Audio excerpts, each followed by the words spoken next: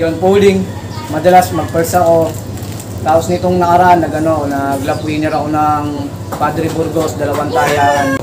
Wala mga idol, simple lang talaga. 3 dangkal lang ata to eh. Parang kung ano yung hirap mo, tapos nakikita ng ibon, ibabalik nila sa ibon. Financial na pangailangan ko sa buhay, naibigay dahil ng ibon. Sila na nagtutos-tos na minsan ng panggastos ko.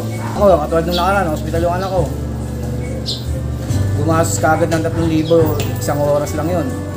Pero at kinagabihan, inilaro ko yung itim ko, kumakot kagad 4K. Naibalik kagad yung nahiram namin na pera, naibalik kagad.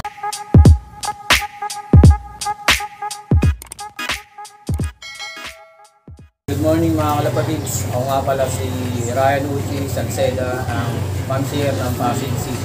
Yun, siyempre unang-una sa lahat, maraming salamat po Sir Ryan sa pag-unlock na makapag-lock visit sa'yo.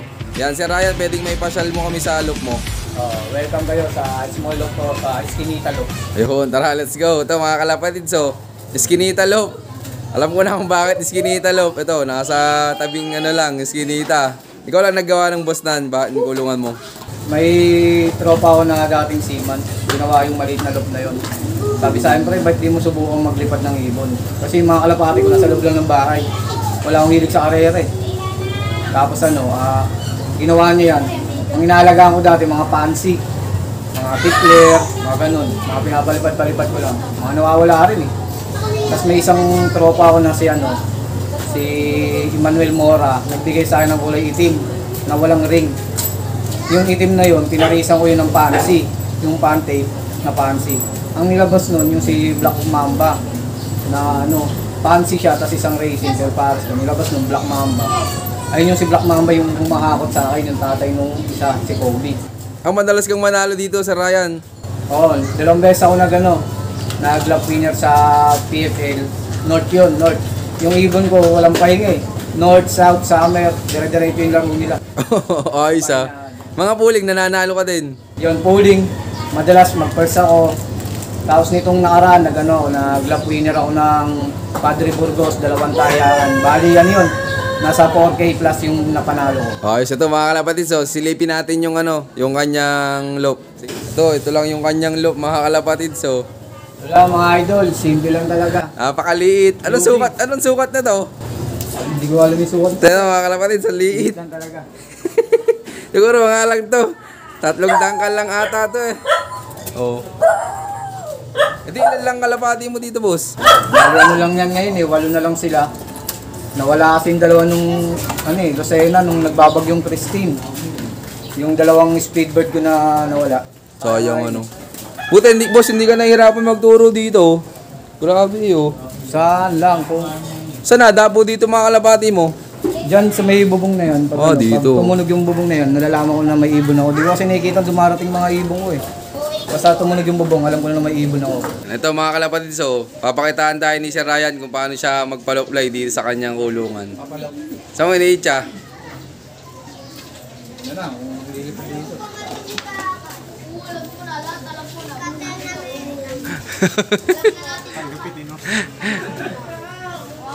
Ganun ka lang pala magpaloplay? Oo, ganun na eh. Wala, iskinita lang talaga eh. Ganun lang yung ginagawa ko, tas abang ako na nandiyan kung babagsak sila dyan sa bubong. Hindi, paano ka magturo ng mga inakay? Ganun lang eh. Diyan lang, nilalapag ko lang dyan kung para sa akin. Kaya sabi ko nga, kung sino lang yung may iwan dito na ibon na mapapa mo, sila yung matatalino.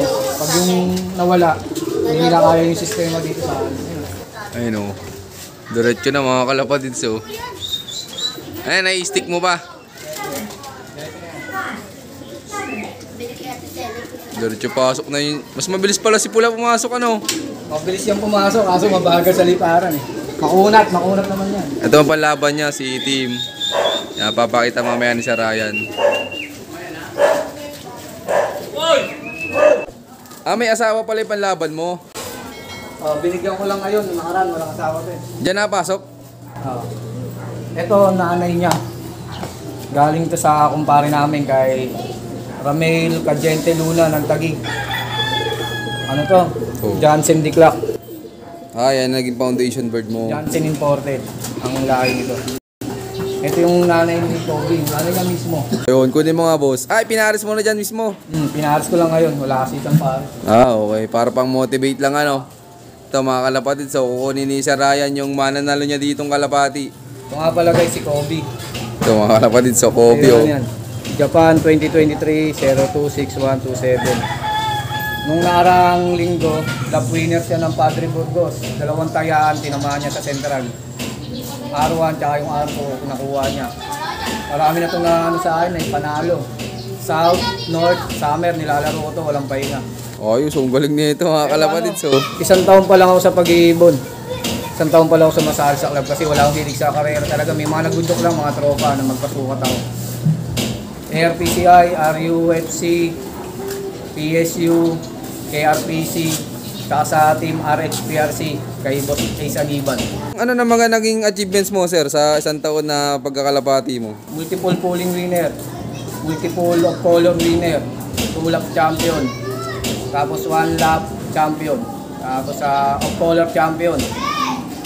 Tapos yung mga ano, yung certificate, siguro mga nasa 20 pa eh. Nasa 20 na yung certificate ko. Ayos. Itong ano lang, itong October lang.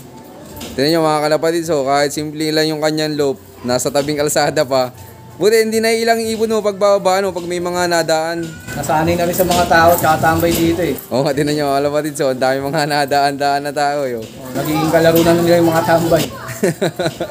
Ikaw, nagtotos ka, Sir Ryan. Oo, madalas ako mag-toss. Pero yung toss na sarili ko, di ako nakapag-toss kasi busy rin sa trabaho eh. Meron kaming tropa dito sa may kabila. Kay shoutout kay Ace Aniban. Ano siya yung nagtotos talaga ng mga ibon. Nagbabayad kami ng pamasahe. Tapos may pa-pooling din siya. Ano siya, small, dating club yun. Nasa na rin nagtuloy, yung RHPRC club. Team Pangat. Nakapag na rin naman ako, nakapag-derby na rin ako sa loob ng 1 taon ko na paglalaro. Sumubok na rin ako sa derby nitong summer ng PSU, Team PSU Arienda. Ito, kukunin ko lang idol. Ito yung sinubo ko sa derby. Siyempre, marami pa tayong di alam eh, kaya sumubok lang din. Ito, mas bati finisher yan. Di ano lang mga binibigay mo sa ibon pag bago ikarga? Isa na lang eh.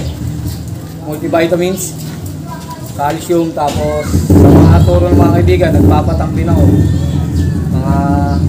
Tas honey, yung honey talaga mahalaga yung honey para recovery ng ibon.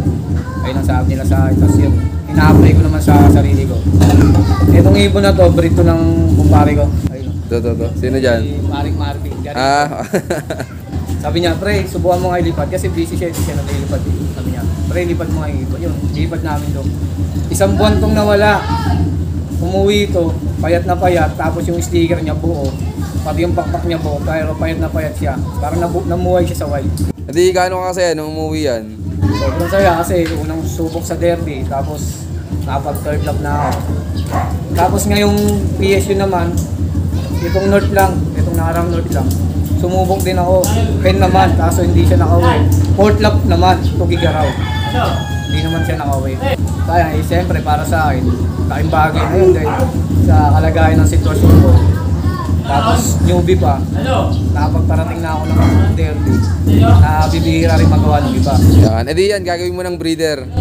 Ito, magbibreed ako nito, bibreed ko siya. Kaya hiniram ko yung, nanghiram ulit ako sa kanya ng kit para ibangga dito.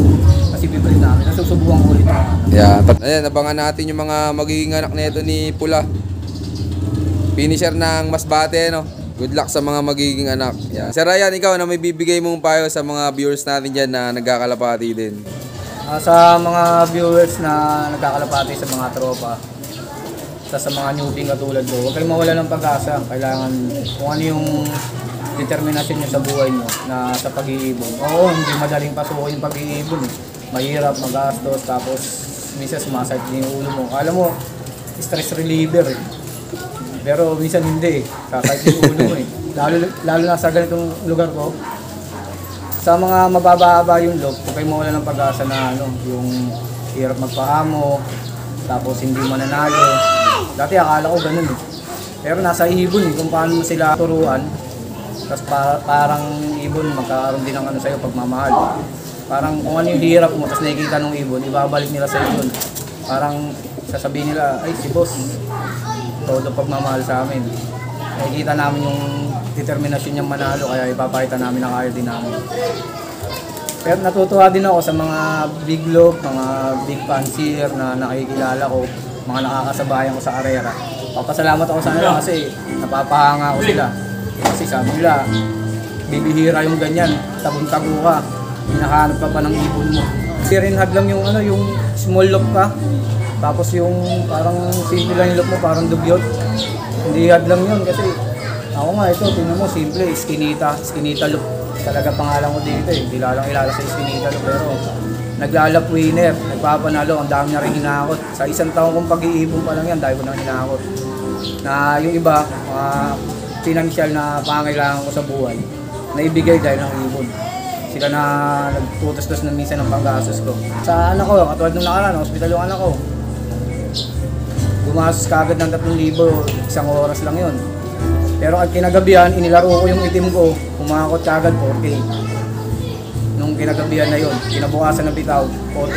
Naibalik kagad yung nakakuha naming pera, nahiram namin ng pera, naibalik agad. Yun, ang galing hindi lang talaga tayo napapasaya ng ating mga kalapati, natutulungan din tayo Katiwala din sa sarili, sa ibon, magkaroon kayo ng kombinasyon ng ibon. Hindi yung pangarap mo, gustong-gusto mo manalo pero hindi mo ginagalawan. Kailangan galawan mo rin yung pangarap mo. Unang-una, magpasalamat sa Diyos, yung mga binibigay na biyaya sa'yo. Lahat ng sa mundo, biyaya ng Diyos yan. Yan, congrats kay Sir Ryan yan. Sir Ryan, gaano kasaya sa pagkakalapati? Sobrang saya na may kasamang lungkot, hirap. Sobrang saya kasi nakikita mo yung ibon mo. Kala mo simple lang tapos lumalayo, nakakawin ng mga probinsya. Malungkot yung pag hindi ka nauuya ng ibon, tapos bibigla ka parang hindi mo patanggap. Pero sa iba, tanggap na yun kasi mga matatagal lang kumakarera yun sa rin Mahirap kasi kapag nito sitwasyon mo, paano ko tawagin yung ibon? Pag tumambay din ng matagal, wala na, talo na ako. Kailangan yung ibon naka-motivate, tapos pag tinawag mo ng disiplinado, kumbaga, disiplinado dapat yung ibon. Kasi kung hindi disiplinado yung ibon mo, wala, tatambayan ka lang yan, tatalunin ka talaga. Kailangan mong gawin mo na kung anong diskarte sa pag-iibon, tapos diskarte kung paano sila papasukin. Muli, maraming salamat sa inyong lahat guys. Sana nagkaroon kayo ng ideya at napasaya ko kayo. Sa mga small fancier, tsaka mga small look, huwag kayo mawalang pag-asa, tuloy-tuloy lang. Muli ako nga pala si Ryan Uti Salceda, ang pinting fancier ng Pasig City. I love this game. Yon, maraming salamat sa patuloy suporta mga kalapatid. At siyempre salamat din Sir Ryan sa pangunlak na makapag-log business sa kanya. Sir Ryan, baka pala may mga gusto kang shoutout dyan. Shoutout nga pala sa Team Calon, Roniel Blancada, Elmer Subia, Marvin Garrido, John Paul Marcos, Wilbert, Sander Ortesa. Yung si Sander Ortesa, yung siya nag-mention sa akin dito. Salamat sa iyo, pre. Michael Broncano, Team Pangat, Team RHPRC, Ace Iban, Mark Dwin Maynes, Jason Lingas, Roger Dacles, Jasper J. Kisel, Joel Sumigkay, Ray Puya, Team RUFC, Lupang Arienda, Bakbakan na, Sir Michael Kugay, idol natin yan, Jonathan Completo, ito si Sir Polician, sa coordinator namin, Christian Love, Team PSU Taytay, Roniel Blancada. Salamat guys. Yan, shoutout sa inyo lahat at siyempre shoutout din sa lahat ng mga patuloy na sumusuporta dyan at abangan nyo pa yung mga susunod kong follow-up visits sa'yo na keep watching and God bless you all.